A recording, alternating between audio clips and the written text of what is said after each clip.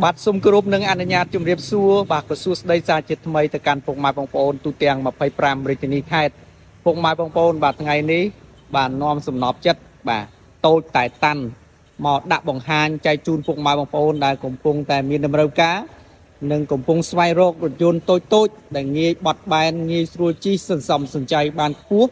បាទណែនាំជូនពុកម៉ែបងប្អូនមកគ្រឿងនេះ Toyota Wish ឆ្នាំ012 បាទពណ៌កដលប្រមេះពុកម៉ែបងប្អូនស្អាតមែនតែនថ្មីមែនតែនធានាជូនឡានបាទអត់បុកអត់ប៉ះកលាប់កាត់តស្ងោបដោពណ៌ទេពីឃ្លាំងឡានបាទយើងខ្ញុំបាទចឹងពុកម៉ែបងប្អូនមកមើលបែបផែនមកជុំសិនបាទមកមើលបែបផែនឡានមកជុំជាមួយខ្ញុំបាទទឹកថ្នាំបាទទឹកថ្នាំគឺនៅល្អនៅថ្មីនៅខ្ចីតែម្ដងពុកម៉ែបងប្អូនណាបាទអញ្ចឹងពុកម៉ែបងប្អូនរុះរាន់ឡើងបាទពុកម៉ែបងប្អូនដែលមានតម្រូវការនិងកំពុងស្វែងរកបាទរថយន្តទូចជិះជាលក្ខណៈគ្រួសារ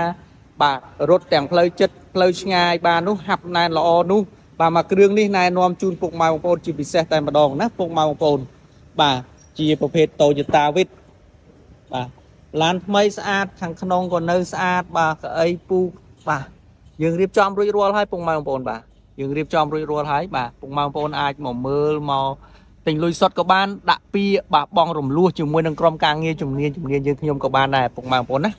លក្ខខណ្ឌឡានគឺយើងធានាជូនបាទបញ្ជាក់សារជាថ្មីគឺយើងធានាជូនឡានមិនបុកមិនប៉ះមិនកាត់តស្ងោបដោពណ៌ទេពុកម៉ែបងប្អូនបាទឡាននៅថ្មីស្អាត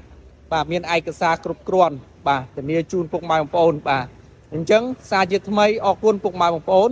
ដែលតែងតែពេញនិយមនឹងតាមដានរាល់គ្រប់សកម្មភាពក្នុងការជួយរៀបចំឯកសារនិងប្រឹក្សាបងរំលោះ